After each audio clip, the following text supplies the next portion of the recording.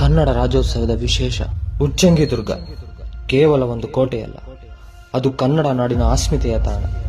ಕದಂಬರ ರಾಜಧಾನಿಯಾಗಿ ಉಚ್ಚಶೃಂಗಿ ಎಂಬ ಹೆಸರಿನಿಂದ ಪ್ರಸಿದ್ಧಿಯನ್ನು ಪಡೆದ ಈ ಪವಿತ್ರ ಪರ್ವತ ಕನ್ನಡದ ಅನೇಕ ರಾಜಮನೆತನಗಳಿಗೆ, ವೀರಪಾಳೆಗಾರರಿಗೆ ನೆಲೆ ನೀಡಿದ ಒಂದು ಮಹತ್ವದ ಕೇಂದ್ರವಾಗಿತ್ತು. ಈ ದುರ್ಗ ತನ್ನ ಶೌರ್ಯ, ಸಾಹಸ ಮತ್ತು ವೀರತ್ವಕ್ಕೆ ಮಾತ್ರವಲ್ಲ, ಕನ್ನಡದ ಕಾವ್ಯ ಪರಂಪರೆಗೂ ಪೋಷಣೆ ನೀಡಿದೆ. ಈ ನೆಲದಲ್ಲಿ ಹುಟ್ಟಿದ ಕವಿ ಮಹಾಲಿಂಗರಂಗ ಅಚ್ಚ ಕನ್ನಡದ ಕವಿ.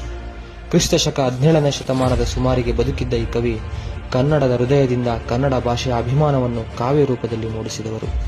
ಅವರ ಅನುಭವಾಮೃತ ಕೃತಿಯ ಅದ್ವೈತ ಸಿದ್ಧಾಂತವನ್ನು ಸರಳ ಕನ್ನಡದಲ್ಲಿ ಬೋಧಿಸಿದ ಅಪ್ರತಿಮ ಗ್ರಂಥ ಮಹಾಲಿಂಗರಂಗ ಉಚ್ಚಂಗಿ ದುರ್ಗದ ಹೆಮ್ಮೆ, ಕನ್ನಡದ ಕೀರ್ತಿ.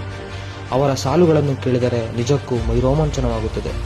ಸುಲಿದ ಬಾಳೆಯ ಹಣ್ಣಿನಂದದಿ, ಕಳೆದ ಸಿಗುರಿನ ಕಬ್ಬಿನಂದದಿ, ಅಳಿದ ಉಷ್ಣದ ಹಾಲಿನಂದದಿ, ಸುಲಭವಾಗಿರ್ಪ ಲಲಿತವಹ ಕನ್ನಡದ ನುಡಿಯಲ್ಲಿ, ತಿಳಿದು ತನ್ನೊಳು ತನ್ನ ಮೋಕ್ಷವ ಗಳಿಸಿಕೊಂಡರೆ ಸಾಲದೆ ಸಂಸ್ಕೃತದಲ್ಲಿನ್ನೇನು. ಈ ಕವಿಯ ನುಡಿಗಳಲ್ಲಿ ಕನ್ನಡದ ಸುಗಂಧ ಇದೆ. ಅದರೊಳಗೆ ನಾಡಿನ ಗೌರವ, ನುಡಿಯ ಪ್ರೇಮ, ನಂಬಿಕೆಯ ನಾದ ಇದೆ. ಉಚ್ಚಂಗಿ ದುರ್ಗದ ಈ ಪರ್ವತ ಇಂದೂ ಸಹ ಆ ನಾದವನ್ನೇ ಪ್ರತಿಧ್ವನಿಸುತ್ತಿದೆ. ಜೈ ಕರ್ನಾಟಕ, ಜೈ ಉಚ್ಚಂಗಿ.